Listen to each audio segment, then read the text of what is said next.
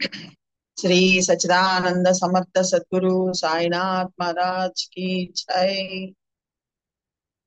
सदाशिव समारंभां शंकराचार्य मध्यमाम् अस्मत् आचार्य पर्यन्तां वंदे गुरु परंपरां। गुरु ब्रह्मा गुरु विष्णु गुरुर्देवो महेश्वरः गुरु साक्षात् परब्रह्म तस्मै श्री गुरुवे नमः। సాయినాథుడి అనుగ్రహంతో ఆశీర్వాదంతో మళ్ళీ ఒక అద్భుతమైన అవకాశం సాయిని గురించి, సాయి యొక్క ప్రేమను గురించి, సాయి యొక్క సమర్థత్వాన్ని గురించి తెలుసుకునే అవకాశం ఇచ్చిన నరసింహారావు గారి దంపతులకి కూడా వందనం చేస్తూ, మనం మొన్న అంటే గత క్లాస్ కాకుండా అంతకు ముందు క్లాస్ లో సాయి యొక్క సమర్థత గురించి మాట్లాడుకుంటున్నాం. అందుకనే హేమాద్రి పంత్ ఒక మాట చెప్తారు, సాయి సంపూర్ణ భగవంతుడు, ఆయనకు మించిన సమర్థుడు ఈ విశ్వంలోనే లేడు. ఈ విశ్వాన్నంతా సృష్టించిన వాడు, విశ్వమే తానైన వాడు, విశ్వాంతరాత్మగా ఉన్నవాడు సాయినాథుడు. అట్టి సాయినాథుడి యొక్క సమర్థత్వాన్ని తెలుసుకుంటూ ఉన్నాం. మరి ఎందుకు తెలుసుకుంటూ ఉన్నాం, దానివల్ల ప్రయోజనం ఏమిటి అనేది మనం ఒక నిమిషం మాట్లాడుకొని తర్వాత లీలల్లోకి వెళ్ళే ప్రయత్నం చేద్దాం. ఎందుకు తెలుసుకుంటున్నామంటే, ఆ సమర్థత్వం తెలిసే కొద్దీ మనలో ఉన్నటువంటి అహంకారం, బాబా ఏదైతే 2వ అధ్యాయంలో చెప్పాడో, నీ అహంభావాన్ని, నీ అహంకారాన్ని తీసి నా పాదాల చెంత పెట్టు, అప్పుడు ఒక్క కథా రచనలోనే నా ఏమిటి నీ ఇంట నేను అన్ని విధాలా శ్రమిస్తాను. నీలో అహంభావం కించిత్తైనా లేకుండా తొలగిపోయినప్పుడు నా పనిని నేనే చేసుకుంటాను అన్నాడు. సో నేను చేస్తున్నాను, నా వల్లే జరుగుతున్నది అన్న ఈ అహంకార మమకారాలే భగవంతుడి నుంచి మనల్ని దూరం చేస్తూ ఉంటాయి. చేస్తున్నది, చేయించుకుంటున్నది, చేస్తున్న పని సర్వము కూడా భగవత్ కృపే. ఆయన వల్లే అన్నీ జరుగుతున్నాయి. మనం అనవసరంగా మన నెత్తినేసుకొని నేను నేను అనడం వల్లే కష్టం గాని, సుఖం గాని, దుఃఖం గాని, మోహం గాని, మాయ గాని, జన్మలు గాని అన్నీ కూడా. సో ఇవన్నీ తగ్గాలి అంటే కంపల్సరీగా భగవంతుడి యొక్క, సాయినాథుడి యొక్క సమర్థత్వం మనకు అర్థం కావాలి. ఆ సమర్థత్వం అర్థం కాను ఆయన విశ్వరూపం మనకు అర్థం కాను మనలో ఉన్నటువంటి ఈ అహం ఏదైతే ఉందో అది సంపూర్ణంగా నశించిపోతుంది. మనమ్మ తల్లి చెప్తుంది, భక్తుడిలోని అహం ఊపిరి ఉండి కూడా లేనట్టుగా ఉంటుంది అంటుంది ఆ తల్లి. అలా మనలోని అహం ఊపిరి ఉండి కూడా లేనట్టుగా, అంటే ఎంత వ్యవహారికంగా ఎంత అవసరమో అంత మాత్రమే వాడుకుంటూ, లోపల మాత్రం కంప్లీట్ గా సమస్తము సాయినాథుడి దయే, ఆయన వల్లే జరుగుతున్నది, నాదేమీ లేదు లేదు లేదు అన్న కన్ఫర్మేషన్ మనకు వస్తుంది. ఆ కన్ఫర్మేషన్ కి రావడానికే మనం సాయి యొక్క సమర్థత్వాన్ని తెలుసుకుంటూ, ఆయన ఎవరు అన్న సత్యాన్ని తెలుసుకుంటూ, మన కాలికి దారం కట్టి మనల్ని లాక్కున్నవాడు ఎవరు అన్న సత్యాన్ని తెలుసుకుంటూ ఉన్నాం. మనకు ఆయన ఏం చూపించదలుచుకున్నాడు, ఇతరులకు ఎవ్వరికి ఇవ్వని జ్ఞాన నిధిని మనకు బాబా ప్రసాదిస్తూ ఉన్నాడు సచ్చరిత్ర ద్వారా. ఇతరులకు ఎవ్వరికి లేదు ఈ జ్ఞాన నిధి. ఎవరైతే సాయి దగ్గరికి వస్తారో, ఎవరైతే సచ్చరిత్ర దగ్గరికి వస్తారో వాళ్ళకు మాత్రమే లభిస్తుంది. బాబానే చెప్పాడు కదా, బండ్ల కొద్దీ రాసుల కొద్దీ ఉన్నాయి, వచ్చి తవ్వుకొని పొండి అన్నాడు. సో ఆ జ్ఞాన నిధి మనకు లభిస్తుంది. ఆ జ్ఞానం లభించే కొద్దీ మనలో ఉన్న అజ్ఞాన ఆవరణ ఏదైతే ఉందో, నేను నాది అనేది, అది సంపూర్ణంగా తొలగిపోతుంది.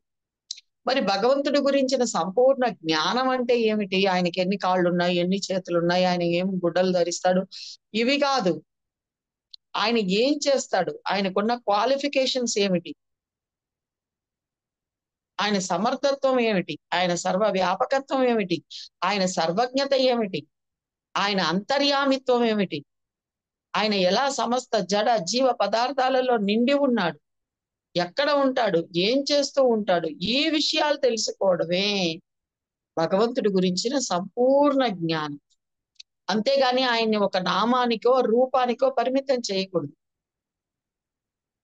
అందువల్లే బాబానే చెప్తాడు, ఈ 3.5 మూరల దేహమే నేను, ఇదే నా వ్యాప్తి అనుకుంటే మీరు నన్ను అసలు చూడనట్లే అని చెప్పేశాడు.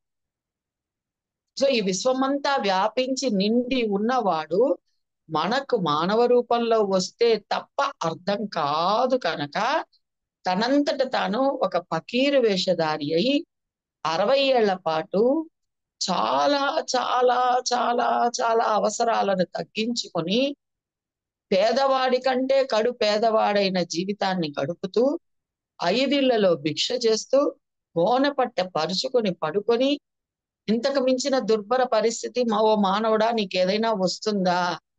ఆ మసీదు ఎలా ఉంటుందో మనకు వర్ణిస్తారు. గుంటలు మెట్టలు నీళ్లు నిలబడిపోయి ఉంటాయి. 1912 వరకు 13 వరకు కూడా వాటిని ఎవరు బాగు చేసిన వాళ్ళు కాదు. అంటే అప్పటికి దాదాపు 50-55 సంవత్సరాలు బాబా అందులోనే నివసించారు. మనల్ని ఈ రోజు అపార్ట్మెంట్ లో ఏసీ రూముల్లో పడుకోబెట్టి అందం చూస్తున్నాడు బాబా. ఆలోచించాలి ఆయన ఎంత సీదాసాదా జీవితం ఎందుకు గడిపారు. ఒక గోనపట్టె పరుచుకొని ఎందుకు పడుకున్నాడు. రాజాదిరాజు, యోగిరాజు, పరబ్రహ్మ మనమే చెప్పుకుంటున్నాం. అలా చిటికి వేస్తే ఏదైనా రాగలదు ఆయనకి. చిటిక వేయాల్సిన అవసరం లేదు. సంకల్ప మాత్రం చేత సమస్త సృష్టిని సృష్టించగలిగిన వాడు తన్ను తాను ఎంతగా పరిమితం చేసుకొని, ఒక శరీరానికి పరిమితం చేసుకొని, ఒక మసీదుకు పరిమితం చేసుకొని, ఒక చిన్న షిరిడి అనే కుగ్రామానికి పరిమితం చేసుకొని, ఒక సాదాసీదా వస్త్రధారణకి పరిమితం చేసుకొని, ఒక కేవలం గోనపట్ట ఒక ఇటుక రాయికి పరిమితం చేసుకొని మనకు నేర్పించటానికి. అందుకే మేము ఒక పాటలో పాడుకుంటాం, మామూలు మనిషిగా మా మధ్యన నువ్వు ఉంటూ మమతలే పంచుకుంటూ తోడు నీడగా ఉంటూ. మామూలు మనిషి, చాలా సీదా సాదా మనిషిగా మన మధ్యనే ఉంటూ మనకు మమతలు పంచాడు బాబా. మొన్న కూడా మనం చెప్పుకున్నాం, మళ్ళీ చెప్పుకోవాలి. అందరినీ ఏదో ఒక బంధుత్వంతోనే పిలిచేవారు బాబా వారు. బాయి అనేవారు, పిన్ని అనేవారు, అక్క అనేవారు, అన్న అనేవారు, కాకా అనేవారు. సో ఇలా బంధుత్వంతోనే మమతలే పంచుకుంటూ తోడు నీడగా ఉన్నాడు ప్రతి ఒక్కళ్ళకి కూడా. అంటే నేను మీ వెంటే ఉన్నాను అన్నదానికి చాలా సాక్ష్యాధారాలు ఇచ్చాడు, నిరూపించుకున్నాడు. ఆ నిరూపించుకున్న తన సమర్థతని మన మనసులో తలపోయగా తలపోయగా తలపోయగా లౌకికం గురించిన భయాలు తొలగిపోతాయి, కోరికలు తగ్గిపోతాయి. కోరవలసిన అవసరం లేదు, నా వెంటే ఉన్నాడు కదా, నా ప్రతి అవసరం ఆయనకి తెలుసు కదా అన్న సత్యం తెలిసిందనుకోండి, ఇంకా కోరిక ఉండదు. అక్కడ కోరిక ఉండదు, కోరవలసిన అవసరం ఉండదు. సో కోరవలసిన అవసరం తగ్గిపోతుంది, లౌకికం గురించిన భయాలు తగ్గిపోతాయి, భూతకాలం గురించిన ఏడుపులు తగ్గిపోతాయి, భవిష్యత్తు గురించిన చింత తగ్గిపోతుంది. ఉన్న వర్తమాన కాలం అంతా గురు చరణాలలో హాయిగా ఆనందంగా ఆయన్ని తోడు చేసుకొని చేయి పట్టుకొని నడుస్తూ గడిపేస్తాం.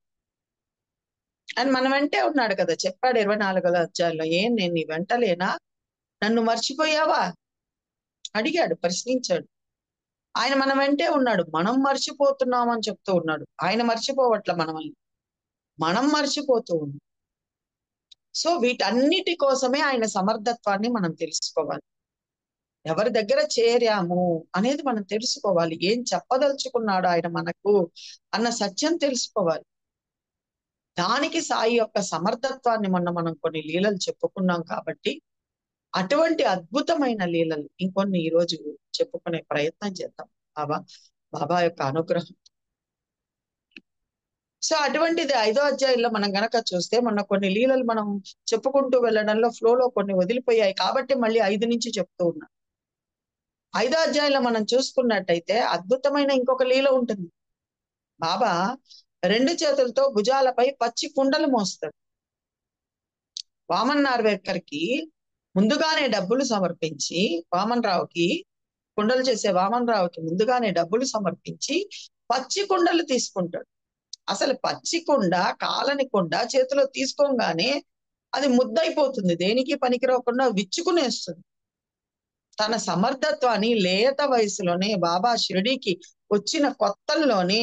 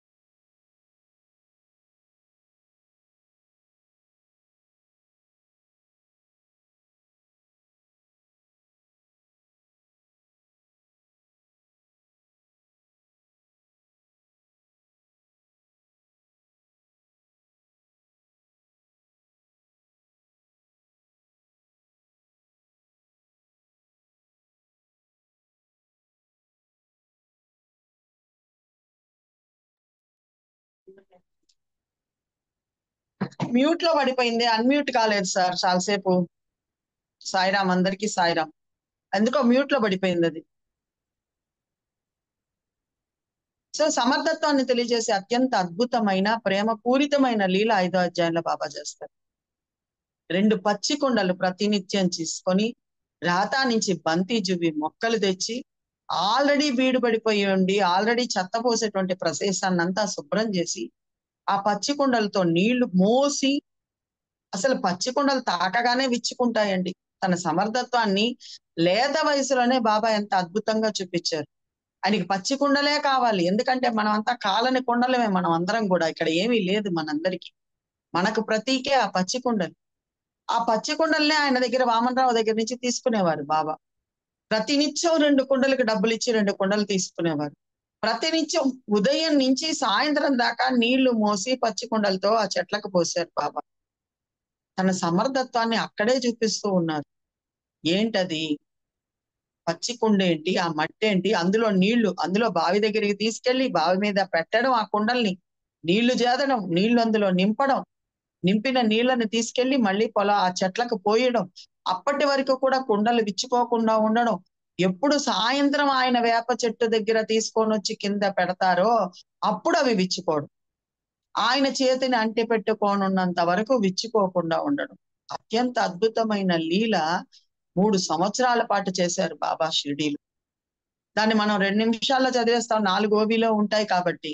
కానీ దాన్ని మనం విశదీకరించుకుంటే, అద్భుతంగా మనసులో చిత్రీకరించుకుంటే తానెవరు, తన సమర్థత్వం ఏమిటి, ఆ మట్టిని కూడా ఆజ్ఞాపించగల సమర్థత్వం ఏమిటి, పచ్చి కుండను కూడా ఆజ్ఞాపించగలిగినటువంటి సమర్థత్వం ఏమిటి, ఏ నీళ్ళైతే తోడి ఆ కుండలో పోస్తూ ఉన్నాడో ఆ నీటిని కూడా ఆజ్ఞాపించగలిగిన సమర్థత్వం ఏమిటి, ఆ నీరు ఆయన మాట ఎలా వింటుంది, ఆ పచ్చి కుండ ఆయన మాట ఎలా వింటుంది, ఆ భుజం మీద నుంచి జారకుండా విచ్చుకోకుండా ఆయన ఎలా అది అంటి పెట్టుకొని ఉంది. కానీ మన మనస్సు మాత్రం భగవంతుడిని అంతసేపు అంటి పెట్టుకొని ఉంటుందా? ఉదయం నుంచి సాయంత్రం దాకా ఉండగలుగుతున్నామా? లేదే. ఇవన్నీ ఆ లీలలోకి వెళితే ఆయన సమర్థత్వం మనకు అర్థమవుతుంది. సాయి ఎవరు అన్న సత్యం అర్థమవుతుంది. ఆయనకి పంచభూతాలపై ఉన్నటువంటి అద్భుతమైనటువంటి పట్టు మనకు అర్థమవుతుంది. ఆయన పచ్చి కుండలే ఎందుకు అడిగాడు? కాలిన కుండలు అక్కడ కొన్ని వందలు ఉంటాయి కదా, చేసి పెట్టుంటారు కదా. కానీ తన సమర్థత్వాన్ని మనకు చూపించాలి. ఆయనకి ఆ పంచభూతాలపై ఉన్నటువంటి ఆధిక్యతని చూపించాలి. తానెవరో మనకి తెలియచేయాలి. ఆయన అవతార కార్య సార్థకతే అదే. ఇదే నేను పదే పదే చెప్పేది. దీని గురించే నా చింత. ఇదే నా అవతార కార్య సార్థకత. నన్ను తెలుసుకోండి, నేను ఎవరో తెలుసుకోండి. అందుకే సచ్చరితలో హేమాద్రిపంత్ గారు ఒక మాట చెప్తారు, సద్గురువుని తెలుసుకున్న వాడు ఒక్కడే జగాలలో ధన్యుడు. అటువంటి అద్భుతమైన సమర్థత్వం కలిగిన వాడు సాయినాథుడు. ఆ నీళ్లే భయపడ్డాయో కుండల్ని అతుక్కొని ఉండడానికి. ఆ కుండే మనం విచ్చుకోకూడదు, మనం ఎవరి చేతిలో ఉన్నాం? పరమాత్మ చేతిలో ఉన్నాం. ఆయన ఆజ్ఞాపించినంతసేపు ఆయన మాట వినాలి అని ఆ కుండలు ఎందువల్లంటే బాబానే 16వ అధ్యాయంలో చెప్తారు అత్యంత అద్భుతంగా. సూర్యుడు, సూర్యచంద్రాదులు నియమంగా ఉదయించడం, అస్తమించడం, వారి కాంతి కూడా బ్రహ్మ వస్తువు పైన భీతితోనే అంటాడు. బ్రహ్మ వస్తువుని చూస్తే సూర్యచంద్రాదులు కూడా భీతి చెందుతారట. అటువంటి బ్రహ్మ వస్తువే, అటువంటి పరబ్రహ్మే ఒక అవతారం తీసుకొని వచ్చినప్పుడు అవన్నీ భీతి చెందవా, భయపడవా? ఆలోచించి చూడండి. ఆయనకి అణిగిమణిగి ఉండవా? అదే కదా మనం గత క్లాస్ లో చెప్పుకున్నాం. మేఘాలను ఒక్కసారి గర్జించగా అవి 10 దిక్కులకు పారిపోయాయా లేదా? మనం చెప్పుకున్నాం కదా గత క్లాస్ లో కూడా. మరి ఆ భీతితోనే ఇవి అణిగిమణిగి ఉన్నాయో, విచ్చుకోకుండా ఉన్నాయా? ఆయన ఎప్పుడైతే ఇంకా నా పని అయిపోయింది, ఓకే ఈ రోజుటికి చాలు అని ఆ వేప చెట్టు నీడన పెట్టారో అప్పుడు విచ్చుకున్నది.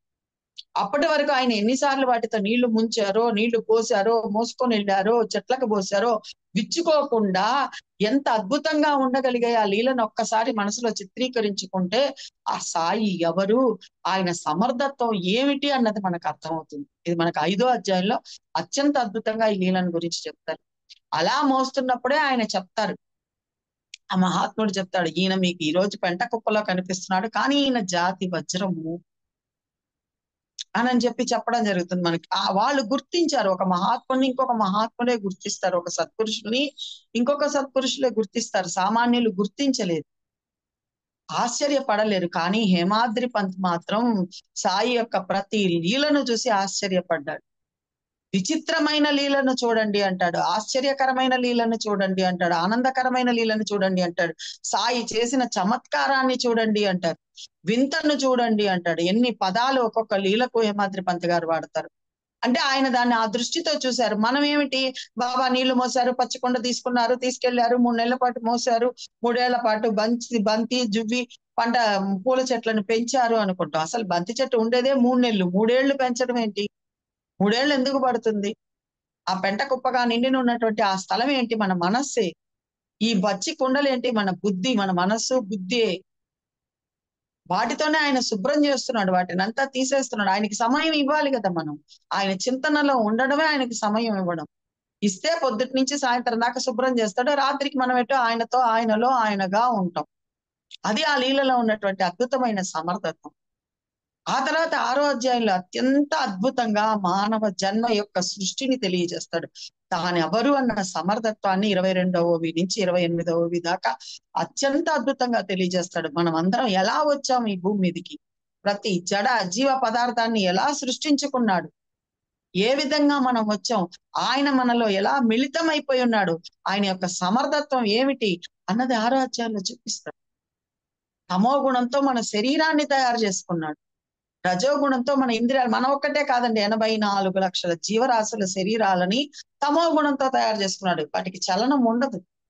రజోగుణంతో ఇంద్రియాలను తయారు చేసుకున్నాడు, సత్వగుణంతో బుద్ధిని తయారు చేశాడు. ఇవన్నీ చాలదన్నట్టుగా తానే ఆనంద లక్షణమై ఇందులో మిళితమైపోయాడు అంటాడు హేమాద్రి పంత్ అత్యంత అద్భుతంగా. దానితో ఈ లీల పూర్తి అయ్యింది అంటాడు. అంటే ఈ లక్ష్మి కావచ్చు, ఆ రత్నాకర్ గారు కావచ్చు, నరసింహారావు గారు కావచ్చు, సుచిత్ర గారు కావచ్చు, మురళీధర్ గారు కావచ్చు, కవిత గారు కావచ్చు, అమర గారు కావచ్చు, ఎవరైనా కావచ్చు, ఎలా సృష్టింపబడ్డాం, మన సృష్టి రహస్యం ఏమిటి, మనల్ని ఆయన ఎలా సృష్టించాడు, ఆయన యొక్క సమర్థత్వం ఏమిటి, ఏ త్రిగుణాలు అయితే ఉన్నాయో అందులో ఒక గుణాన్ని మిళితం చేసి మన శరీరాన్ని తయారు చేశాడు, అందులో ఇంకొక గుణాన్ని మిళితం చేసి లోపల ఇంద్రియాలను తయారు చేశాడు, అందులో ఇంకొక గుణాన్ని తీసుకొని సత్వగుణాన్ని తీసుకొని మనకు బుద్ధిని తయారు చేశాడు. ఇవన్నీ కూడా జడమే, మనస్సు బుద్ధి కూడా జడం, 3వ అధ్యాయంలో చెప్పేస్తాడు. ఆ జడంగా ఉన్న శరీరంలో 6వ నెలలో తాను ఊపిరిగా ఆనంద లక్షణంగా అలా ఎంటర్ అవుతాడు మానవుడికైతే. అంతటితో ఈ లీల సమాప్తి అయింది.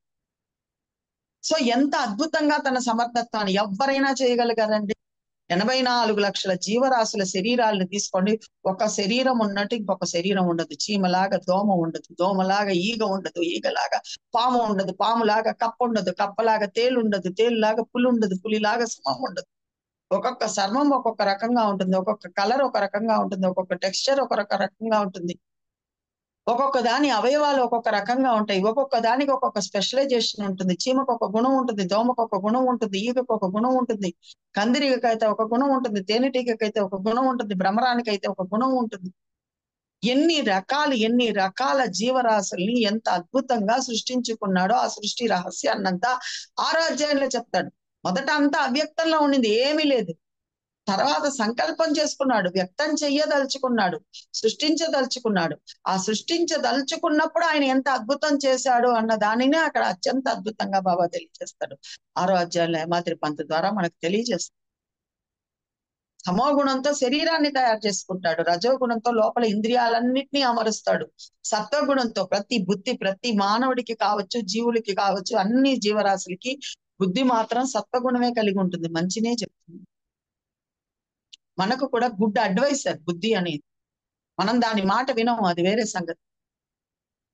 అక్కడికి పూర్తి కాల ఆనంద లక్షణమైన తాను అందులో మిళితం అవ్వగా ఎంత అద్భుతమైన పదం వాడతాడు హేమాద్రి పంత్.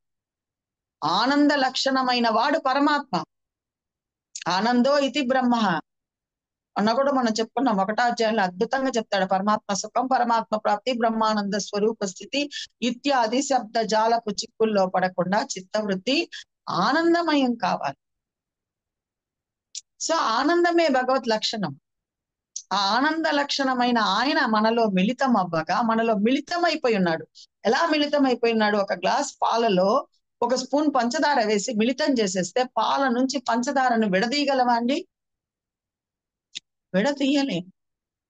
ఒక గ్లాసు నీళ్ళల్లో ఒక స్పూన్ ఉప్పు సాల్ట్ వేసి మిళితం చేసేస్తే ఆ నీళ్ళల్లో నుంచి ఆ ఉప్పుని విడదీయగలమా? విడదీయలేము. అలా ఎలా విడతీయలేమో మనలో కూడా భగవంతుడు 1వ అధ్యాయంలో చెప్తారు అద్భుతంగా, దీపము, దీప్తి, ప్రాణము, గతి, శివుడు, శక్తి లాగా మనలో మిళితమైపోయి ఉన్నాడు. మెర్జ్ అయిపోయి ఉన్నాడు, మిళితమైపోయి ఉన్నాడు. అటువంటి సమర్థత్వం కలిగిన వాడు సాయినాథ్. అందువల్లే చెప్పాడు 15వ అధ్యాయంలో కావచ్చు, 3వ అధ్యాయంలో కావచ్చు, నేను మీ అంతర్యామిని. మీ అంతరంగంలో యామిని, పైనుంచి కిందకి గమనిస్తూ ఉన్నాను. మీ అంతర్యామిని, మీ హృదయంలోనే నా నివాసం. సో మనలో మిళితమైపోయి ఉన్నాడు. ఈ లక్ష్మి ఏదైతే ఉందో, ఈ లక్ష్మిలోనే ఆ సాయి మిళితమైపోయి ఉన్నాడు. ఆ అద్భుతమైన సమర్థత్వాన్ని మనల్ని ఎలా తయారు చేసుకున్నాడన్న సృష్టి రహస్యాన్ని 6వ అధ్యాయంలో అత్యంత అద్భుతంగా తెలియజేస్తాడు బాబు. అత్యంత అద్భుతంగా తెలియజేస్తాడు. అట్లాగే 7వ అధ్యాయానికి వచ్చేటట్టుకి మనందరికీ తెలుసు, ఆయన శ్యామ అంటారు, ఎవరో తెలియదు మనకి, కానీ కళ్ళకు వచ్చింది. కళ్ళల్లో నీళ్లు కారిపోతూ ఉన్నాయి. కళ్ళల్లో నీళ్లు కారిపోతూ ఉంటే సుర్మా వేస్తారు, లేకపోతే ఇంకేదన్నా వేస్తారు, మంచి నీటితో కళ్ళు కడుక్కోమంటారు. కొంతమంది ఆవు పాలు ఒక చుక్క వేస్తారు, ఇలా ఏదైనా చేస్తారు. కానీ బాబా ఏం చేశారో చూడండి, మళ్ళీ అక్కడ తన సమర్థత్వాన్ని చూపిస్తున్నాడు. సృష్టించిన వాడు ఒక్కడే, ఆ సృష్టిలో ఉన్నటువంటి రహస్యాన్ని తెలుసుకున్నవాడు ఒక్కడే, దాని గుణాలను పెట్టిన వాడు ఒక్కడే, అందులో నుంచి ఆ గుణాలను తీసేయగలడు. ఎవరైతే పెట్టాడో వాడే తీసేయగలడు. కాకరకాయలో చేదు గుణాన్ని పెట్టిన వాడే కాకరకాయలో నుంచి ఆ చేదు గుణాన్ని తీయగలడు. జీడి గింజలు ఎటువంటివి, కొంచెం మన చేతికి తగిలినా కూడా పుండైపోతాయండి జీడి గింజలు, మనందరికీ తెలుసు. అటువంటి జీడి గింజలు ఒక పిడికెడు తీసుకొని నూరుతాడు బాబా. ఆ భక్తుడి ముందరే కూర్చొని నూరుతాడు. ఆ భక్తుడికి ఎంత శ్రద్ధ చూడండి బాబా పట్ల, ఎంతటి విశ్వాసం, ఎంతటి నమ్మకం. అందుకనే హిమాద్రి పంత్ ఒక మాట చెప్తాడు, మన శ్రద్ధ, మనకి భగవంతుడి పట్ల ఎంత శ్రద్ధ ఉంటుందో అక్కడి నుంచి ఫలితం కూడా అంతే ఉంటుంది. శ్రద్ధగా కూర్చున్నాడు. అదే నా బోడిదైతే జీడి గింజలు చూడగానే పారిపోతుంది. ఓయమ్మా ఈయనేంది జీడి గింజలు నూరు నా కళ్ళల్లో పెట్టేటట్టున్నాడు, నా కళ్ళు పోతాయి, ఇంకా నా పరిస్థితి ఏంటి అని పారిపోతాను. ఆయన అలా కాదు, బాబాపై సంపూర్ణ విశ్వాసం. అప్పటికి బాబా 1910లో జరగల, మొదట్లో బాబా వైద్యుడిగా ఉన్నప్పుడు జరిగాయి. అందుకనే నేను ఎప్పుడు చెప్తూ ఉంటా, మన లీలలు చెప్పుకునేటప్పుడు ఆ దేశ కాలమాన పరిస్థితులకి వెళ్ళిపోవాలి. ఒక సామాన్య మానవుడు ఎదురుగుండా కూర్చొని ఆయన వైద్యం చేస్తూ ఉంటే, ఆయన ఎదురుగా కూర్చున్నటువంటి భక్తుడు కూడా అంతే శ్రద్ధగా ఆయనపై అద్భుతమైన విశ్వాసంతో కూర్చున్నాడు. కాబట్టే జీడి గింజల గుణం పెట్టిన వాడు ఎవడో, ఆ జీడి గింజలు నూరేటప్పుడే దాని గుణాన్ని మార్చగలిగిన సర్వ సమర్థుడు సాయినాథ్. అది చర్మాన్ని కాల్చే గుణం కలిగింది, చర్మానికి పుండ్లు రేపే గుణం కలిగిన దాన్ని కంట్లో పెడితే చల్లగా పొద్దుటి కళ్ళల్లో ఉన్న కళ్ళకలక తొలగిపోయాయి. కంట్లో నింపి అంటాడు, కంట్లో నింపాడు, కళ్ళల్లో 2 కనుగుడ్లలో కూడా నింపాడు. మీరు కావాలంటే వెళ్ళి మనమ్మ సచ్చరిత్ర చదవండి. కళ్ళల్లో నింపాడు. నింపి గుడ్డతో కట్టేస్తే కళ్ళు మండలేదు సరికదా, పొద్దుటి కళ్ళకలక తొలగిపోయింది. ఎవరు ఆయన? సాయినాథుడు అంటే ఎవరు ఆషామాషిగా అనుకుంటున్నామా మనం? ఆలోచించి చూడాల. ఆ జీడి గింజల్లో ఉన్న గుణాన్ని తన చేతిలోకి తీసుకోగానే తొలగించగలిగిన వాడు. ఎట్లాగైతే తన చేతిలోకి ద్రాక్ష పండు తీసుకోగానే అందులో ఉన్న గింజలను మాయం చేయగలిగాడో ధరంసి టక్కర్ ఉదంతంలో. పంచుతూ ఉన్నారు, గంట సేపు తీసుకోలేదు, ఇలా తీసుకొని మంత్రం చెప్పలేదు, మాయం చేయలేదు, అక్షింతలు చల్లలేదు, ఏమీ లేదు. పంచుతూ ఉన్నప్పుడే మళ్ళీ తీసుకున్న పిడికిల్లో ఉన్నటువంటి ద్రాక్ష పండ్లలో ఉన్నటువంటి గింజల్ని తొలగించగలిగిన వాడు. పెట్టిన వాడెవడో వాడే తీయగలడు. అందుకే ఇందాక నేను ఆ మాట చెప్పాను. అలా జీడి గింజల్ని కూడా నూరి ఆ కళ్ళల్లో పెట్టి అదివి కట్టేస్తే పొద్దుటి కళ్ళ మళ్ళీ మంచినీరు పోసి కడిగేస్తే కళ్ళకలకపోయింది. మనకు తెలుసు ఆ లీల, మనం చదివాం. 7వ అధ్యాయంలో వస్తుంది మనకి. వైద్యుడిగా బాబా ఎంత అద్భుతాలు చేశారో మనకు తెలుస్తుంది. ఎంతమంది కుష్ఠరోగ నయం చేశారు, ఎంతమందికి కళ్ళు రప్పించాడు, అన్ని ఉంటాయి అందులో. కానీ ఈ వైవిధ్యమైనదే హిమాద్రి పంత్ గారు హైలైట్ చేశారు. మామూలుగా వచ్చారు అలా వచ్చాకరే అంటే కళ్ళు వచ్చేసాయో లేకపోతే కాళ్ళు వచ్చేసాయో అవి చెప్పలా. ఈ వైవిధ్యమైన లీల, దీన్ని మాత్రమే డిస్క్రైబ్ చేశాడు, దీన్ని మాత్రమే వర్ణించాడు హిమాద్రి పంత్. ఎందువల్ల? నువ్వు సాయి ఎవరో తెలుసుకో, ఆయన గుణగణాలు ఎటువంటివో తెలుసుకో, ఆయన సమర్థత్వం ఏమిటో తెలుసుకో. ఆయన సమర్థత్వం తెలిస్తేనే కదా మనకు ఆయన పట్ల ప్రేమ కలుగుతుంది, మన అహం కూడా నశిస్తుంది, ఆయనపై మనం సంపూర్ణంగా ఆధారపడతాం సమర్థత్వం తెలిసే కొద్ది. ఒక శ్యామ ఆధారపడినట్టు, ఒక మహల్సాపతి ఆధారపడినట్టు, ఒక పురంధరే ఆధారపడినట్టు, ఒక నానాసాహెబ్ చందోర్కర్ ఆధారపడినట్టు, ఒక హేమాద్రి పంతు, ఒక ధూమాలు, చెప్పుకుంటూ వెళ్ళొచ్చు. వాళ్ళందరూ ఆధారపడినట్టు మనం కూడా ఆయనపై సంపూర్ణంగా ఆధారపడిపోతాం ఆయన సమర్థత్వం తెలిసే కొద్ది. అలా 7వ అధ్యాయంలో అద్భుతమైన లీల, మిగతావి మనం మొన్న చెప్పేసుకున్నాం కాబట్టి దాన్ని మళ్ళీ నేను పునశ్చరణ చేయటం లేదు. 8వ అధ్యాయం వచ్చేటట్టుకి అత్యంత అద్భుతంగా మానవ జన్మ యొక్క ప్రయోజనాన్ని చెప్తాడు.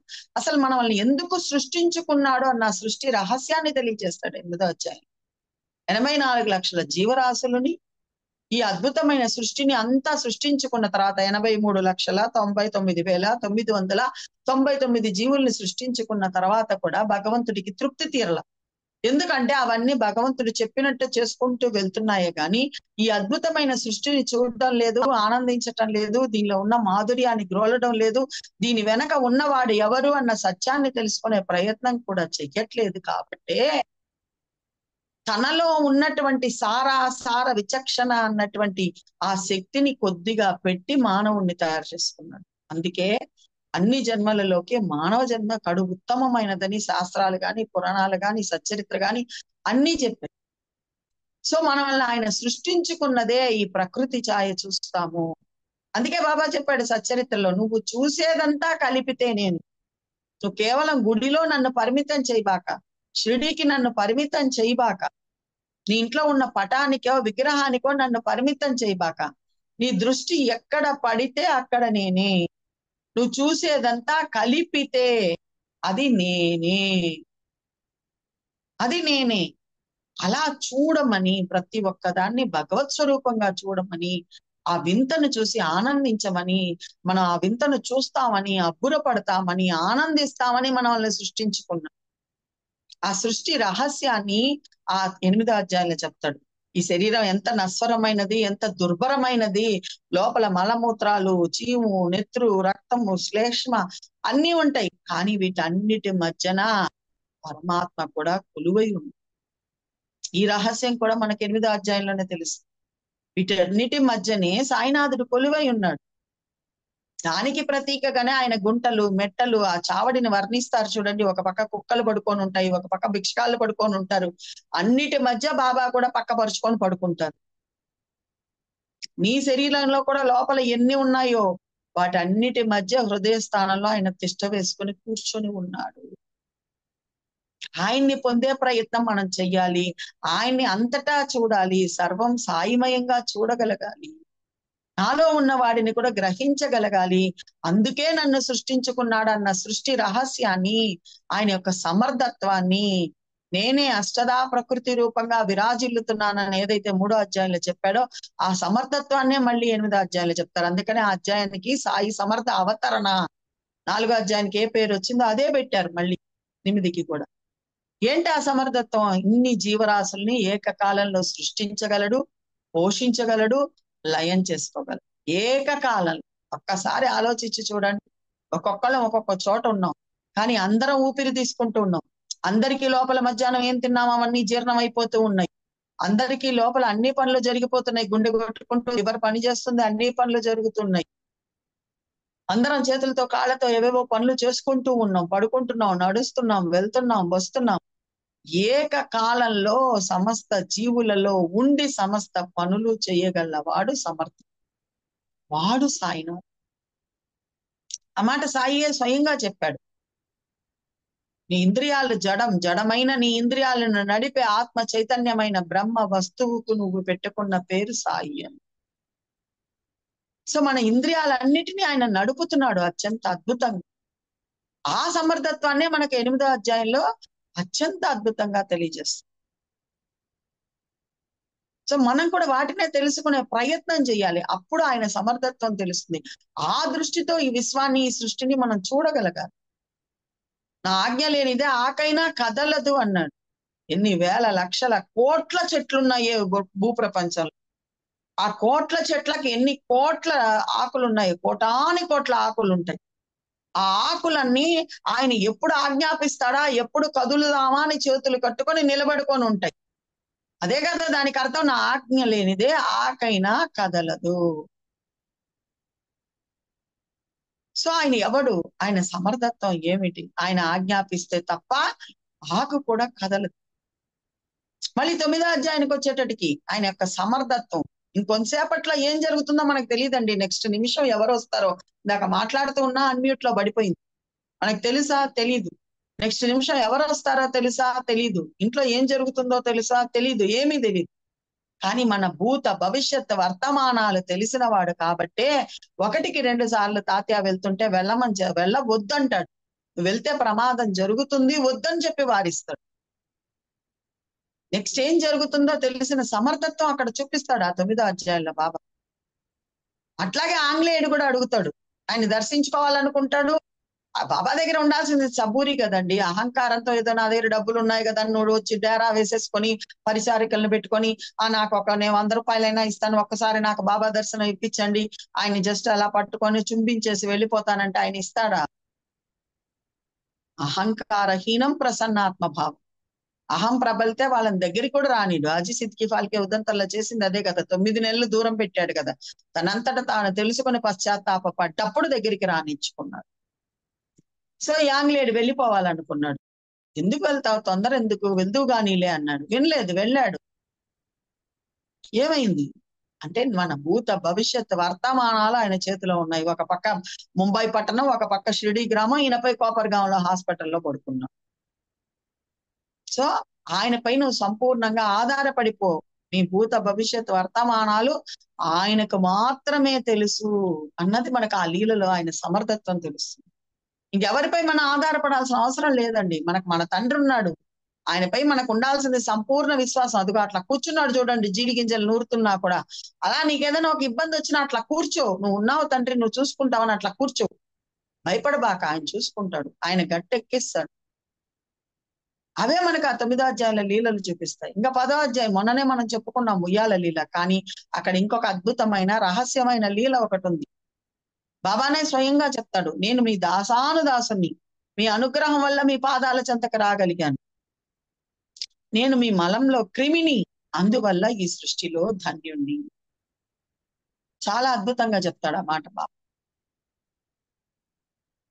ఆ ఒక్క చిన్న మాటతో, నీ మలంలో నేను క్రిమిని అన్న ఒక్క చిన్న మాటతో సృష్టి యొక్క రహస్యాన్నంతా తెలియజేసేస్తాడు బాబా.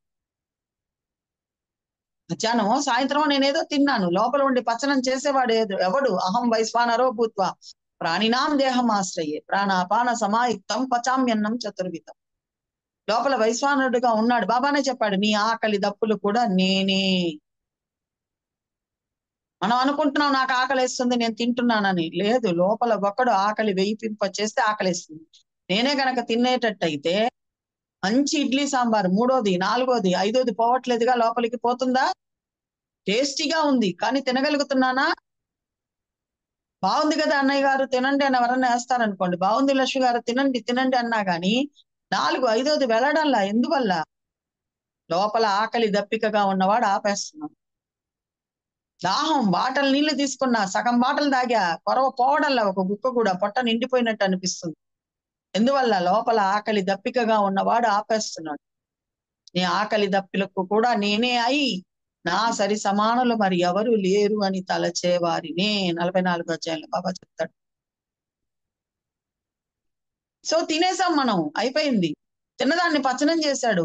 వాటిని కొవ్వు, మాంసము, మజ్జ, రక్తము అన్నిగా 7 సప్త ధాతువులుగా మార్చాడు. మిగతా పిప్పినంతా మలంగా మార్చాడు. ఆ మలంలో ఒక క్రిమిని సృష్టించాడు. ఆ క్రిమి కదలడానికి కావలసిన చైతన్యంగా ఉన్నవాడు సాయినాథ్. ఈ మలంలో నేను క్రిమిని అన్నాడు. ఒక క్రిమి కదలాలంటే చైతన్యం కావాలి కదండి. లోపల మనం తిన్న ఆహారంలో నుంచి ఒక క్రిమిని తయారు చేయగల సర్వ సమర్థుడు ఆయన. ఆలోచించి చూడండి. ఆయనే చెప్పాడు, నేను చెప్పిన మాట కాదు. ఆ పాపం పోవడానికి సాయినామం చెప్పుకోమన్నాడు హేమాద్రి పంత్. చెప్పుకుందాం 2 నిమిషాలు సాయినామం. కానీ ఆయన ఎవరో అర్థం చేసుకో. నువ్వు తిన్న ఆహారంలో నుంచి లోపల కూర్చొని అందులోనే క్రిములను తయారు చేయగలిగిన వాడు. నీ మలంలో క్రిమిని, అందువల్ల ఈ సృష్టిలో నేను ధన్యుణ్ణి అన్నాడు. ఆ క్రిమికి కూడా చైతన్యాన్ని ఇవ్వగలిగిన వాడు, అది కూడా కదలడానికి కావాల్సిన దీన్ని ఇవ్వగలిగిన వాడు, దానికి కూడా లోపల ఆహారాన్ని పెట్టగలిగిన వాడు. ఉన్నాయా లేవా? అందరి శరీరంలో ఉన్నాయి. ఇది క్రిమి కీటకాలకు ఆలవాలం అంటాడు 8వ అధ్యాయంలో హేమాద్రి పంత్. మన శరీరము క్రిమి కీటకాలకు ఆలవాలం. పైన చర్మం మీద ఎన్ని ఉన్నాయో, లోపల ఎన్ని ఉన్నాయో, పేగుల దగ్గర ఎన్ని ఉన్నాయో మనకు తెలియదు. ఆ క్రిమి కదలడానికి కావలసిన చైతన్యంగా ఉన్నవాడు సాయినాథ్. 10వ అధ్యాయంలో ఆయన యొక్క విశ్వరూపాన్ని చూపిస్తాడు, ఆయన యొక్క సమర్థత్వాన్ని చూపిస్తాడు. నీకు అర్థం కావట్లేదు నేనెవరో, నన్ను నువ్వు బాహ్యంగా 3.5 మూరల దేహానికే పరిమితం చేస్తున్నావు, చెయ్యబాకు. నీ లోపల జరిగే ప్రతి కదలికకు కారణం నేనే, నీ లోపల ఆహారం పచనం అవ్వడానికి కారణం నేనే, దాని ద్వారా నీకు శక్తి రావడానికి కారణం నేనే. పసిబిడ్డగా ఉన్నప్పుడు మనం ఇంత ఉన్నాం, ఎదిగాం 5 అడుగులు, 5, 10, 5, 4, 5, 3, 5, 2. ఆ ఎదగడానికి కారణం ఆయనే, ఆ ఎదుగుదల ఆగిపోవడానికి కారణం ఆయనే, ఇప్పుడు ఆ శక్తి సన్నగిల్లడానికి కారణం ఆయనే. 25 ఏళ్ళప్పుడు ఉన్న శక్తి ఇప్పుడు మనకు లేదు. అప్పుడు బాగా రాళ్ళైనా తిని అరాయించుకోగలిగాం, ఇప్పుడు తినలేకపోతున్నాం. అన్నిటి నడిపిస్తున్నటువంటి సాయినాథుడే. లోపల ఇంద్రియాలను నడిపిస్తున్నటువంటి సాయినాథుడే. ఆ రహస్యాన్ని 10వ అధ్యాయంలో అద్భుతంగా చెప్పిస్తాడు. నేను మీ దాసాను దాసుని, మీకు అర్థం కావట్లేదు, మీ లోపల ఉండి నేను ఎంత పనులు చేస్తున్నానో. మన ఇంట్లో పని వాళ్ళు చేయరండి, 2 రోజులు చేస్తే 3వ రోజు ఎగనాన్ని కొట్టేస్తారు, పనిగానే ఎక్కువ చెప్తారు. 2 బంధువులు గాన వచ్చున్నారు ఇంట్లో అని తెలిస్తే పక్క రోజు అమ్మ నాకు జ్వరంగా ఉంది నేను రానని చెప్తారు, 4 గంటలు ఎక్కువ పడతాయి. కానీ బాబా స్వయంగా ఏం చెప్తున్నాడు 10వ అధ్యాయంలో, తన సమర్థత్వాన్ని ఎలా తెలియజేస్తాడు? నేను మీ దాసాను దాసుని, నీకు ఎవరన్నా దాసులు ఉంటే వాళ్ళకు కూడా నేనే ఊడిగం చేస్తున్నాను అంటున్నాను. అంటే నీ ఇంట్లో పని ఆమె ఉంది, ఆ పని ఆమెలో ఆమె చేయాల్సిన ఆ పనులు చేయడానికి కావాల్సిన శక్తిగా ఉన్నది నేనే. ఆ పని ఆమెకి ఎవరన్నా పని ఆమె ఉంటే వాళ్ళకి కూడా కావాల్సిన శక్తిగా ఉన్నది నేనే. నీ లోపల కూడా శక్తిగా చైతన్యంగా ఉంటూ నువ్వు ప్రతి పని చేయడానికి, నీ ప్రతి కదలికకు కారణభూతంగా ఉన్న వాడిని నేనే. అది 10వ అధ్యాయంలో ఆ లీల మనకు తెలియజేస్తుంది. దాన్ని మనం విశదీకరించుకోవాలి. నా మలంలో క్రిమి ఏంటి? బాబా చెప్పాడు, మీ మలంలో క్రిమిని, అందువల్ల ఈ సృష్టిలో నేను ధన్యుణ్ణి. అర్థం చేసుకోవాలి ఆ మాట. ఆయన ఎవరు అన్న సత్యం అప్పుడు మనకు అర్థమవుతుంది, ఆయన అంతర్యామిత్వం అర్థమవుతుంది, ఆయన సర్వ సమర్థత్వం మనకు అర్థమవుతుంది. మనకు అర్థం కావాల్సిందల్లా ఆయన సమర్థత్వం ఒక్కటే. ఆ సమర్థత్వం మనకు వంట పట్టను సాయి ఎవరు అన్నది మనకు అర్థం. ఇంకా 11వ అధ్యాయం మనం మొన్న చెప్పేసుకున్నాం, ఏకాదశ రుద్ర ఆవర్తనం అంటే. ఒక్క 11వ అధ్యాయాన్ని కనుక మనం అర్థం చేసుకుంటే, ఒక్క 15వ అధ్యాయాన్ని మనం అర్థం చేసుకుంటే సాయి ఎవరు అన్నది మనకి సంపూర్ణంగా అవగతం. అందుకనే దాన్ని ఏకాదశ రుద్ర ఆవర్తనం వంటిది. మళ్ళీ మళ్ళీ చదవాలి ఆ 11వ అధ్యాయం. ఆయనకి పంచభూతాలపై ఉన్నటువంటి ఆ పటుత్వం ఏమిటి, ఆయన దేనికి లొంగుతాడు, ప్రేమకు మాత్రమే వసుడు, అహంకారంతో ఉంటే ఎంత దూరంగా పెడతాడు అన్నవన్నీ కూడా మనకు ఆ 11వ అధ్యాయంలో అత్యంత అద్భుతంగా తెలుసు. 12లో మొన్న మనం గురుగోలపు గురించి చెప్పుకున్నాం. ఇంకొక అద్భుతమైన లీల అక్కడే, శ్రీరామ దర్శనాన్ని కూడా ప్రసాదిస్తాడు. అసలు కాళ్ళకు మొక్కనని చెప్తాడు, కాళ్ళకు మొక్కను, వస్తాను చూస్తాను అంతే, ఆయన కాళ్ళకు మొక్కను అంటాడు. అన్నవాడు అక్కడ రాగానే చూడండి. అందుకనే ఎప్పుడు మనం ఒక మాట అనుకుంటూ ఉంటాం, తనకు దండం పెట్టే వాళ్ళని రప్పించుకుంటే పర్వాలా, తనని ఇష్టపడే వాళ్ళని రప్పించుకుంటే పర్వాలా. ఎవరు దండం పెట్టట్లేదో, ఎవరు చెయ్యట్లేదో వాళ్ళని కూడా రప్పించుకునేవాడే సాయినాథ్. తన గురించి చెడుగా చెప్పుకుంటున్నా వాళ్ళని కూడా రప్పించుకునేవాడు. ఎందువల్లంటే తల్లి ఎట్లాగైతే లోపాలతో ఉన్న బిడ్డనే ముందు తీసుకొని ఆ బిడ్డకే అన్ని సపర్యలు చేస్తుందో, సాయినాథుడు కూడా అంతే. మలినాలతో లోపాలతో ఉన్న మనవల్నే దగ్గరికి తీసుకుని, అందుకనే సాయి దగ్గరికి రావడానికి ఎటువంటి అర్హత అవసరం లేదు. వచ్చాక ఆయన అంటి పెట్టుకొని ఉంటే చాలు, ఆయన చూసుకుంటాడు మిగతావన్నీ. ఈయన అనుకుంటున్నాడు నేనేదో సాయినాథుడిని చూసేసి రావాలి, ఈ కాకా మహాజన్ ఎందుకు పోతున్నాడు, ఆయన దగ్గర ఏముందో చూడ్డానికి పోదామని వచ్చాను అనుకున్నాడు. కానీ ఆయన తనతో రుణానుబంధం ఉంది కాబట్టే సాయినాథుడు రప్పించుకున్నాడు. అతన్ని తన వైపు మళ్ళించుకోవాలంటే ఎట్లాగైతే బడికి పోవడానికి చిన్నపిల్లడికి మిఠాయిలు చాక్లెట్లు ఇస్తామో, ఆ మిఠాయిలు చాక్లెట్లు ఇచ్చినంత ఈజీగా భగవద్ దర్శనాన్ని ఇచ్చేస్తున్నాడండి సాయినాథుడు. ఆయన సమర్థత్వం ఏంటి మనకు తెలుసు. త్రేతాయుగంలో కావచ్చు, ద్వాపర యుగంలో కావచ్చు, ఈ కలియుగంలో కూడా ముందు ముందంతా కావచ్చు, కొన్ని వందల సంవత్సరాలు తపస్సు చేస్తే తప్ప భగవద్ దర్శనాలు కలగవు. నిజమా కాదా అండి? కొన్ని వందల సంవత్సరాలు తపస్సు చేయాలి, లేకపోతే కలగదు. అటువంటి భగవద్ దర్శనాల్ని కొన్ని వేల జపాలు చేయాలి. జపం చేస్తే తప్ప కలగదు. దానికంతా అనుష్ఠానం ఉండాలి, నిష్ట ఉండాలి. అప్పుడు భగవద్ దర్శనాలు కలుగుతాయి. అటువంటి భగవద్ దర్శనాలని బాబా నా జోబిలో ఉన్నాడు దేవుడు అని చెప్పినట్టుగా అంత ఈజీగా రాముడిగా కావాలంటే రాముడిగా, గోలపుగా కావాలంటే గోలపుగా, విఠలుడిగా కావాలంటే విఠలుడిగా, అసలు ఎంత అత్యంత ఈజీగా చూపించేస్తున్నాడండి బాబా. ఒక్క క్షణం ఆలోచించి చూడండి ఏంటి ఆయన సమర్థత్వం. మళ్ళీ అక్కడ కూడా ఏంటి, అందరికీ ఒక్కసారి కాదు, ఆ కన్నుల్లో కన్ను పాపలో ఈ మాయ చేస్తాడో, ఆ కంటికి మాత్రమే రాముడిగా కనబడేటట్టు చేస్తాడో, ఏం చేస్తాడో తెలియదు. 2 లీలలు అత్యంత అద్భుతంగా ఉంటాయి 12 అధ్యాయులు. అందరికీ సాయిగా కనిపిస్తున్నాడు. అక్కడైనా కాషాయ వస్త్రం ధరించాడు, అందరికీ సాయిగా కనిపిస్తున్నాడు. మూలే శాస్త్రికి మాత్రం గోలపుగా కనిపిస్తున్నాడు. కానీ ఇక్కడ ఏ వస్త్రాలు ధరించలే, ఏమీ లే. కానీ కోదండాన్ని పట్టుకొని అద్భుతమైన రామ దర్శనాన్ని ప్రసాదిస్తూ ఉన్నాడు.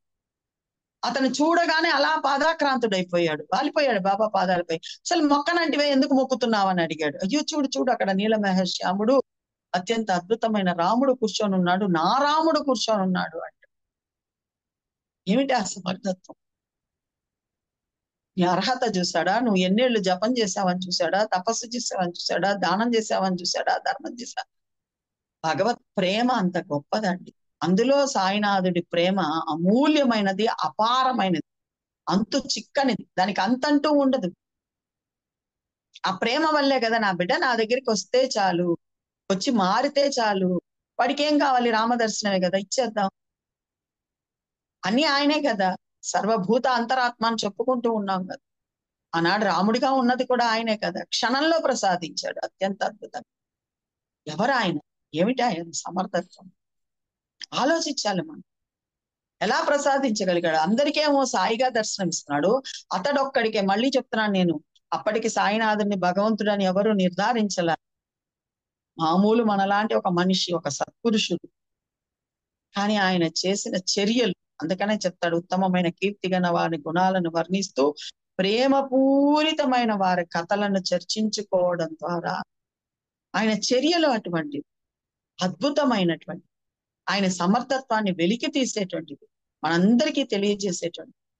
నేను ఎవరో చూడు, నీ కనుపాప ఏది చూడాలో, ఎలా చూడాలో, ఎంతసేపు చూడాలో, ఏ రూపాన్ని చూడాలో నిర్ణయించేవాడిని నేను. అందువల్లే అతను ఇటు తిరిగి కాకా మహాజనితో మాట్లాడి మళ్ళీ ఇటు తిరిగేటట్టుకి అక్కడ రాముడు లేడు, సాయినాథుడే కూర్చొని ఉన్నాడు, చిరునవ్వు చిందిస్తూ కూర్చొని ఉన్నాడు.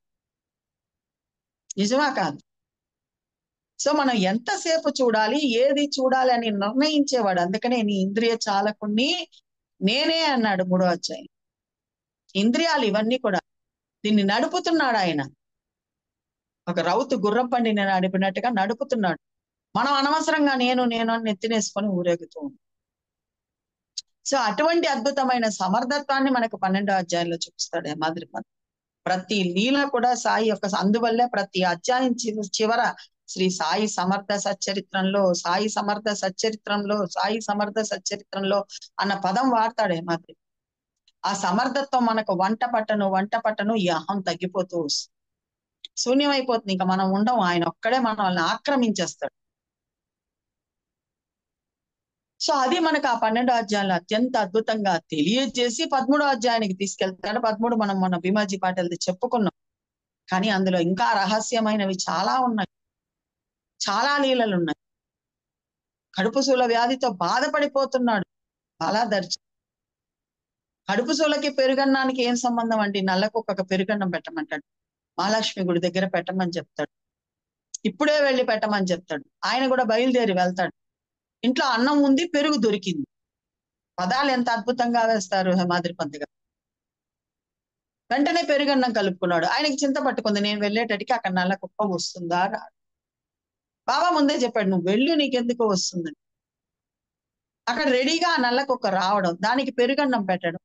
పెరుగన్నానికి కడుపు నొప్పికి ఏమి సంబంధం అండి? కార్యకారణ సంబంధం. హేమాద్రి పంత్ చెప్తాడు, ఆయన ప్రతి చర్యకి కార్యకారణ సంబంధాన్ని వెతికి నా మనసు మూగపోయిందంట.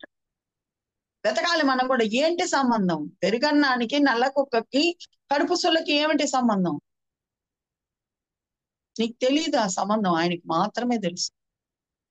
మొత్తానికి మీరు ఏమైనా అనుకోండి, ఆయనకి కడుపు నొప్పి తగ్గింది మాత్రం సత్యం అంటాడు మధురపంత్.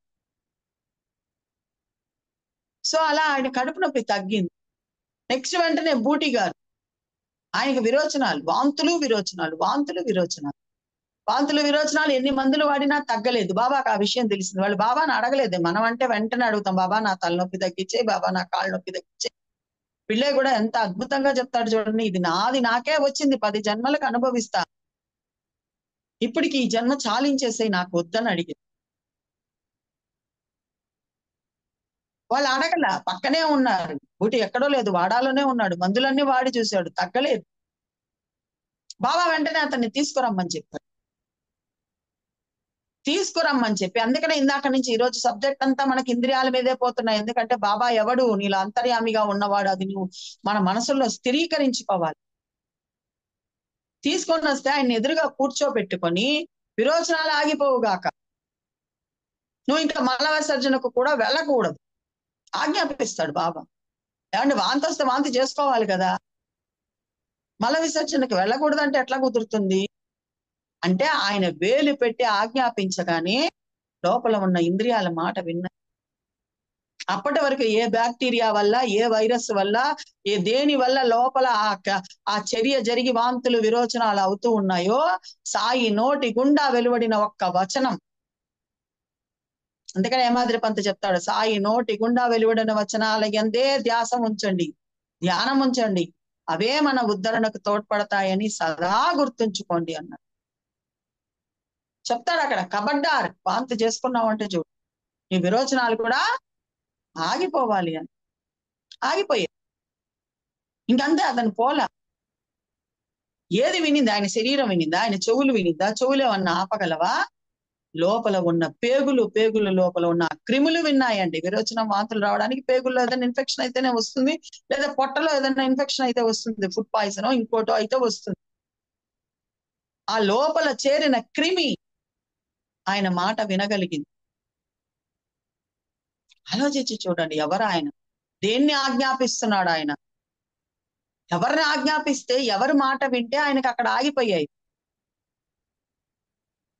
నీ మలద్వారం మూసుకొని పోవుగాక అంటే ఎట్లా ఆగిపోతుంది? ఎవరి దగ్గరికి వచ్చున్నాం మనం? లోపల ఉన్న ఇంద్రియాలను బయట కూర్చొని ఆజ్ఞాపించడం కాదు, నీ లోపలే ఉండి ఆజ్ఞాపించేవాడిని. నీకు అర్థం కాదు కాబట్టి బయట ద్వారకామాయిలో కూర్చొని 60 ఏళ్ల పాటు ఇన్ని లీలలు చేసి నీకు చూపిస్తున్నాను, నేను నీ అంతర్యామిని అన్నది నీ మనసులో నాటుకోవాలి అని. అది సాయి తత్వం, అది సాయి తత్వం. మళ్ళీ బూటి గారికే మళ్ళీ కలరా వచ్చింది. కలరాకి అక్రూటు, పిస్తా, బాదాము, పాలు పడతాయండి అసలు? కలరా అంటేనే నీళ్ల విరోచనాలు, మనందరికీ తెలుసు. వేసి ఇమ్మని చెప్పాడు, ఇవ్వు. ఆ వ్యాధి రావడానికి కారణం ఏంటో, అది పోవడానికి కూడా కారణం నేనే, రావడానికి కారణం నేనే, దాన్ని పోగొట్టే కారణం నేనే. కారణం, కార్యం, కర్త, క్రియ అన్ని సాయినాథుడే. మనం కేవలం నిమిత్త మాత్రులమే. మాదిరి పంత్ అదే చెప్తాడు, అది అర్థం చేసుకోండి. మనం కేవలం నిమిత్త మాత్రులం, నిమిత్త మాత్రులం, నిమిత్త మాత్రులం. ఆ పదం కొన్ని 10 సార్లు వాడతాడు మాదిరి పంత్. నేను కేవలం నిమిత్త మాత్రుని. వేసి ఇమ్మని చెప్పాడు, ఇచ్చారు, తగ్గాయి. కలరా వ్యాధి ఎటుపోయిందో తెలియదు. 13వ అధ్యాయంలో బాబా యొక్క అద్భుతమైన వైద్యాల గురించి చెప్పారనుకుంటాం, సమర్థత్వాన్ని గురించి తెలియజేస్తాడు హేమాద్రి పంత్. తెలియజేసి అప్పుడు ఆ 2 స్వప్న వృత్తాంతాలని చెప్తాడు, భీమాజీ పాటిల్కి చేసిన స్వప్న వృత్తాంతాలని అప్పుడు తెలియజేస్తాడు. అయిపోయింది. కాకా మహాజని గారికి కూడా అజీర్తి చేసింది, తిన్నది అరగకపోతే అజీర్ణం. ఒక్కొక్క దానికి డిఫరెన్స్ కూడా చెప్తున్నాను. తిన్నది అరగల, సంథింగ్ ఏదో హెవీగా తినేశాడు, అరగలేదు, అజీర్ణం చేసి, దానివల్ల ఆయనకు కూడా సేమ్ ప్రాబ్లం వచ్చింది. కానీ బాబా సేవకు అంతర్యాగం కలగకూడదని, దానికి తోడు సాయి సంపూర్ణ జ్ఞాని కదా, ఆయనకి నేను విన్నవించుకోవాల్సిన అవసరం లేదని ఇక్కడ ఆ పదం వాడతాడు.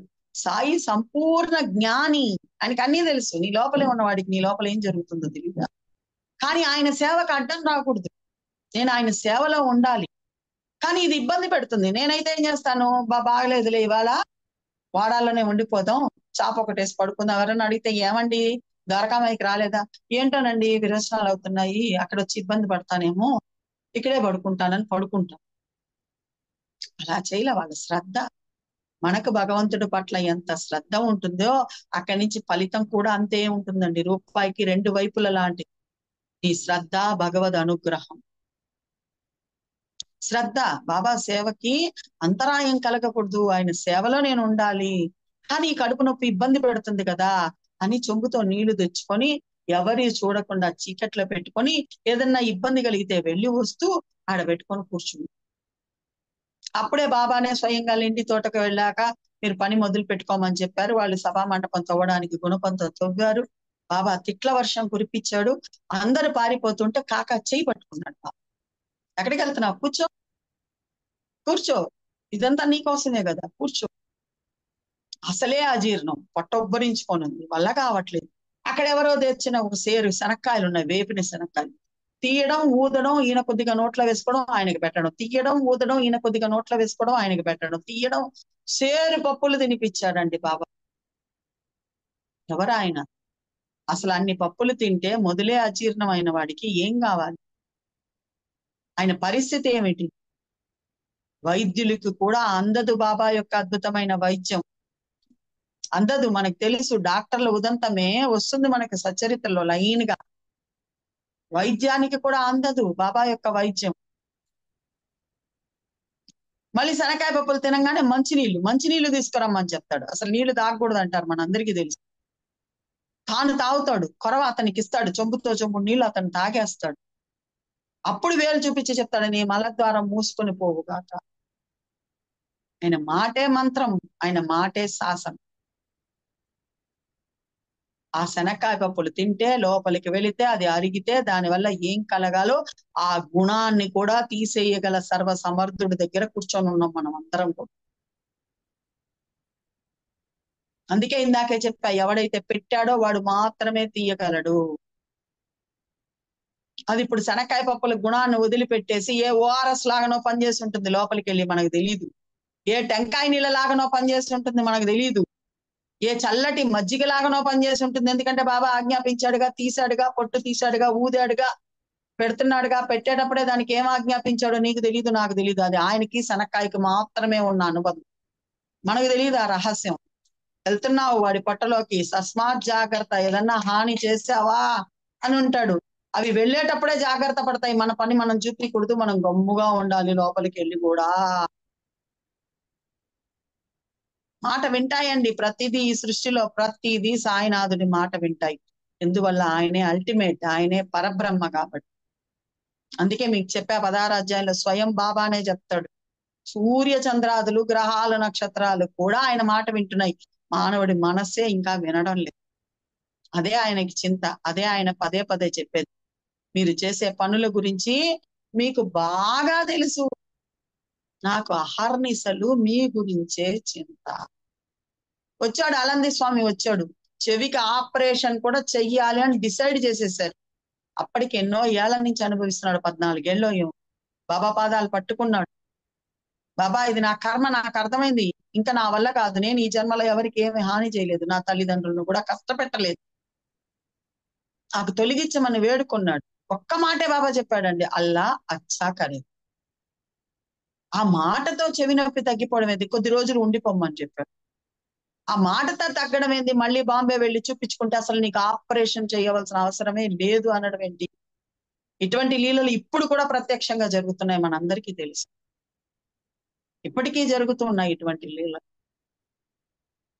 ఈ సమర్థత్వాన్నంతా 13వ అధ్యాయంలో అత్యంత అద్భుతంగా చూపించి, అప్పుడు స్వప్నం ద్వారా కూడా ఆయన ఎలా తొలగించగలడు అన్నది ఆ 2 స్వప్నాలు.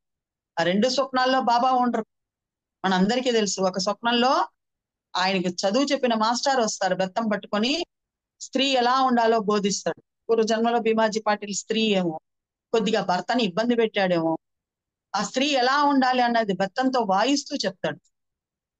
తర్వాత ఒక బ్రాహ్మణుడు వచ్చి భీమాజీ పాటిల్ ఛాతిపై కూర్చొని సన్నికళ్ళ మీద పత్రంతో రుద్దినట్టుగా ఆయన ఛాతిని వేసి రుద్ది, దాంతో క్షయరోగం పోవడం ఏంటండి, ఊపిరి పోయినట్టుగా అనిపించి ఒక్కసారి కేకబెట్టి లేచేశాడు భీమాజీ పాటిల్.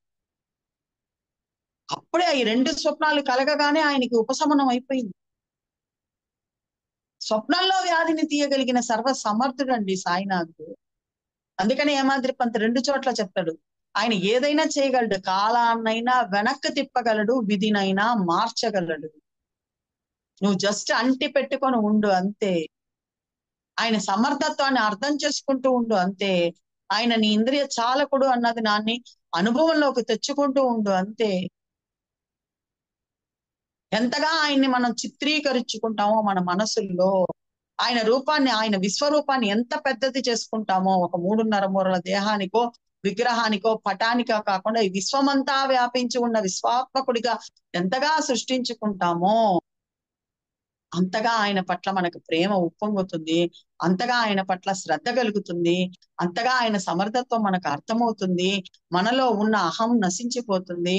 ఆయన నాలోనే ఉండి నా ప్రతి చర్య చేస్తున్నాడు, నాకు దాసానుదాసుడుగా అన్న సత్యం నాకు అవగతం అవను కోరికలు తగ్గిపోతూ వస్తాయి. సాయిని అంటి పెట్టుకొని ఉంటాము. అదే సాయినాథుడు కోరుకునేది. దానికే ఆయన సమర్థత్వం గురించి, ఆయన ప్రేమ గురించి, ప్రతి భక్తుడి పట్ల ఆయన చూపించిన ప్రేమే కదా. కాకా మహాజన్పై చూపించిన ప్రేమే అది, గుడ్డిపై చూపించిన ప్రేమే అది. ఒక వేలు పెట్టి చెప్పడం ఆయన ప్రేమ గురించి, ఆయనకు మన పట్ల ఉన్న ప్రేమే ఈ రోజు మనందరిని ఇక్కడ కూర్చోపెట్టుకొని తానెవరో తానే మన చేత చెప్పించుకుంటూ ఉన్నాడు సచ్చరిత్ర ద్వారా, సత్సంగం ద్వారా. అటువంటి సాయినాథుడికి ఈ వైపు నన్ను మరలించిన రమేష్ అన్నకి, గురువు గారికి, ఈ అవకాశాన్ని ఇచ్చినటువంటి లక్ష్మీ నరసింహారావు దంపతులకి, విన్న మీ అందరికీ కూడా శిరస్సు వంచి నమస్కారం చేస్తున్నానండి. శ్రీ సచ్చిదానంద సమర్థ సద్గురు సాయినాథ్ మహారాజ్ కి జై. అమ్మా సాయిరామ్ అమ్మ, సాయిరామ్. చాలా అద్భుతంగా జరిగింది బాబా దయ వల్ల.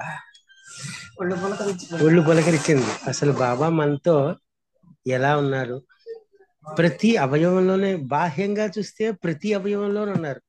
అంతరంగంలో చూస్తే ఒక నరంలా, ఒక రక్తంలా, ఒక వెయిన్స్ లా, ఒక ఒక నాడిలాగా, ఒక హార్ట్ లాగా, ఒక ఆర్గాన్ లాగా అన్నిట్లోనూ ఉన్నాడు. అన్ని చోట్ల ఉండి ప్రతిదీ కూడా సక్రమంగా పనిచేసేట్లాగా ఉన్నాడు బాబా.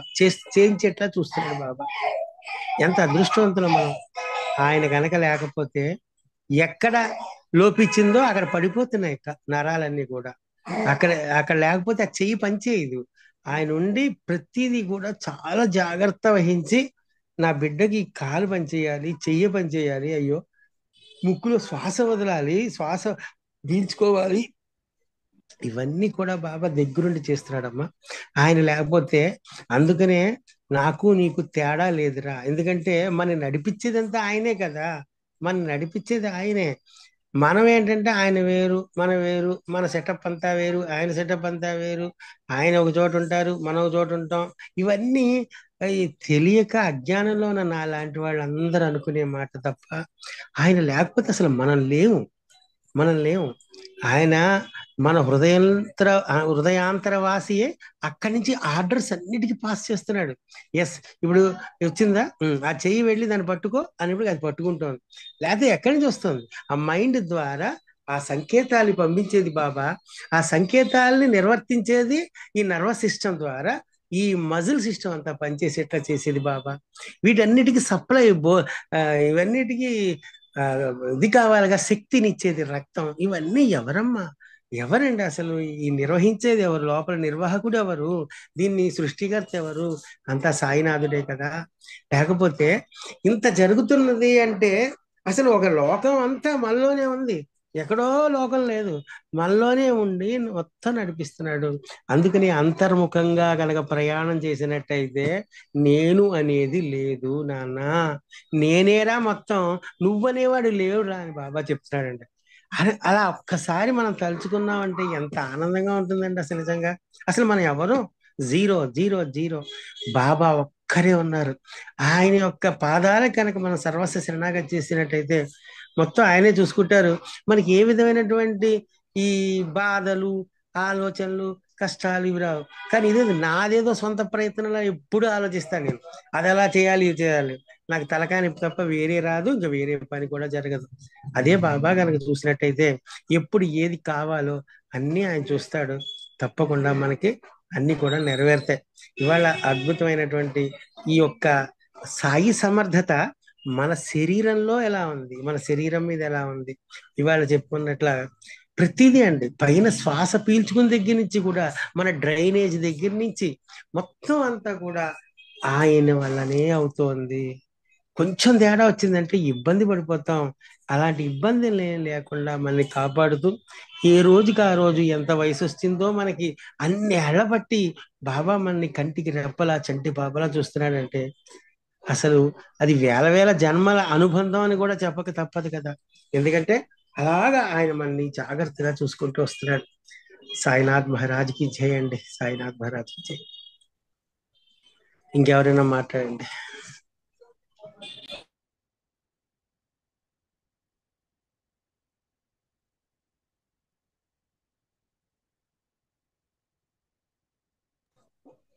ఇంకెవరైనా చెప్తే చెప్పండి.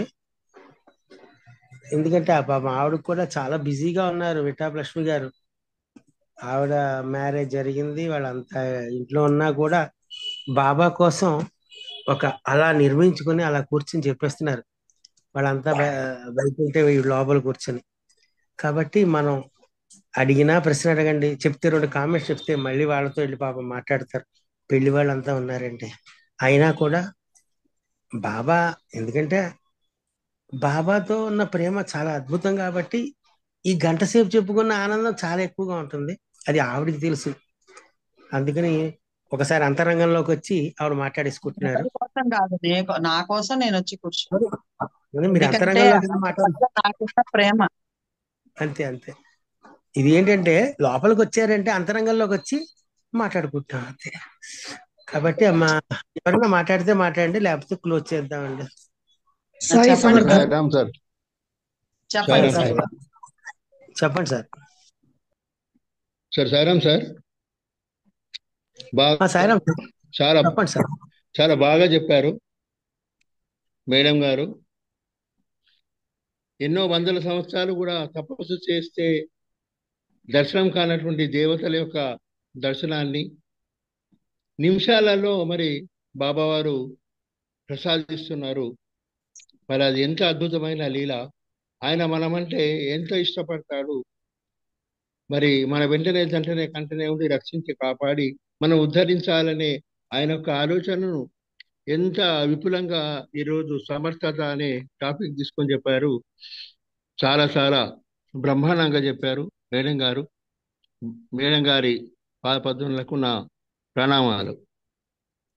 అంతా బాబాకేనండి, ఆయన అనుగ్రహం మన దేవుడి. సాయి సమర్థ. మాకు చాలా బాగుంది ఇవాళ. యాక్చువల్ మర్చిపోయి వాళ్ళ నామజపం మాకు లాస్ట్ డేట్ ఇవాళ. సాయి సమర్థ నామజపం చేస్తాం 108 రోజుల నుంచి. వాళ్ళు 108వ రోజు. 1 కోటి నామం చేద్దాం అనుకుంటే 5 కోట్లకు తీసుకెళ్తున్నారు. లక్షలు చేయించుకుంటున్నాడు. ఆ సందర్భంగా ఈ సాయి సమర్థత్వం గురించి మధ్యలో మర్చిపోయాను, జపంలో పడిపోయి. చాలా అద్భుతంగా ఉందమ్మా. బాబా అద్భుతంగా మీతో చెప్పించారు. అది మేము బాబా అనుగ్రహం వల్ల వినగలిగాము. చాలా బాగుందమ్మా. చాలా చాలా అదృష్టవంతులు వినగలగడానికి. సాయిరాం. సాయిరామ్ సార్.